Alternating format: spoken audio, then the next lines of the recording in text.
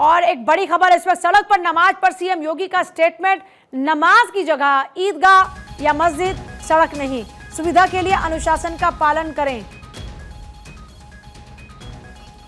नमाज की जगह ईदगाह या मस्जिद, सड़क नहीं, सुविधा के लिए अनुशासन का पालन करें। सवाल उठाने वाले हिंदुओं से अनुशासन सीखें, सवाल उठाने वाले कुंभ से सीखें। यह धार्मिक अनुशासन है, आप कांवड़ यात्रा से तुलना नहीं कर सकते।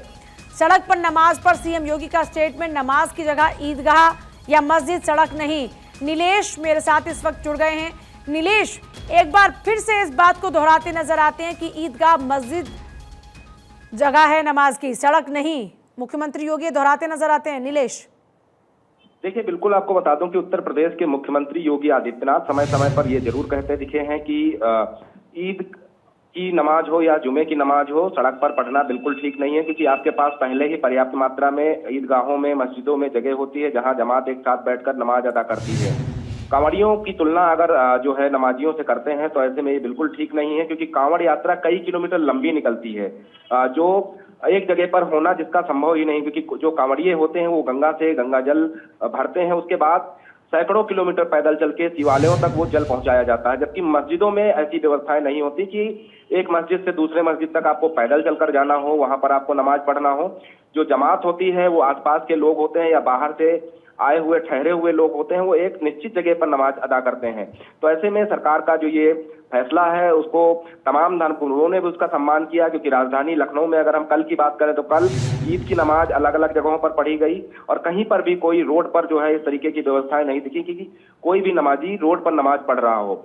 योगी आदित्यनाथ का ये फैसला इसलिए भी महत्वपूर्ण हो जाता है क्योंकि जो है नमाज हर दिन पढ़ी जाती है, लेकिन कांवड़ यात्रा साल में एक बार निकलती है, जिसको लेकर सरकार प्रबंध भी करती है कि कांवड़ यात्रियों के मार्ग में कोई व्यवधान न उत्पन्न हो। हालांकि कांवड़ यात्रियों को भी सख्त निर्देश दिए जाते हैं कि अगर सड़क पर वो तांडव करते हैं तो उनके ऊपर भी कार्रवाई सरकार की तरफ से होती है।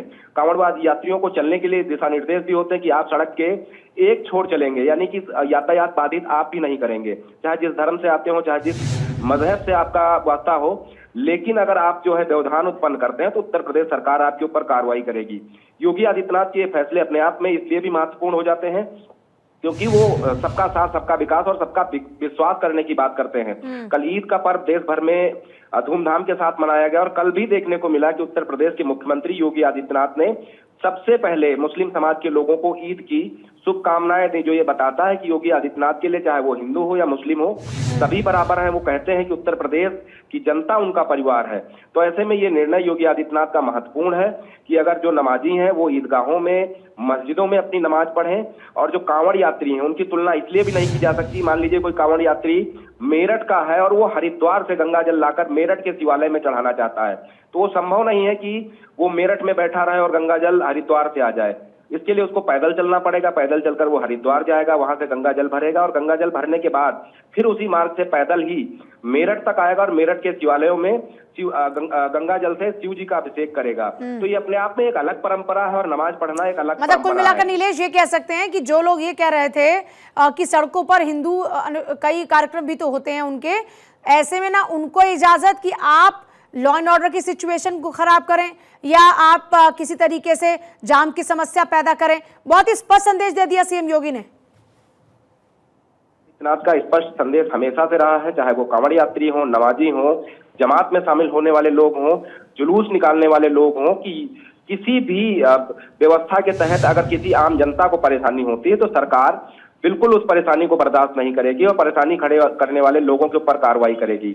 यही कारण है कि योगी आदित्यनाथ ने साफ तौर पे कहा है कि नमाज और नमाजियों की तुलना कांवड़ यात्रियों से करना गलत है, क्योंकि कांवड़ यात्रा का अपना अलग महत्व है, अलग परंपरा है। और ये परंपरा कोई आज की परंपरा नहीं है, हजारों लाखों वर्षों से चली आ रही परंपरा है कि जब भी कांवड़ यात्रा शुरू होती है तो जो कांवड़ यात्री होते हैं सैकड़ों किलोमीटर पैदल चलते हैं, पैदल चलने के साथ साथ गंगा जल लेते हैं और शिवालयों में जाकर उसका अभिषेक करते हैं। कई बार आपने तस्वीरों में देखा होगा, कोई कांवड़ यात्री है जो हरिद्वार से गंगा जी से जल भरता है, उसके बाद वो पैदल अमरनाथ की यात्रा के लिए निकल जाता है।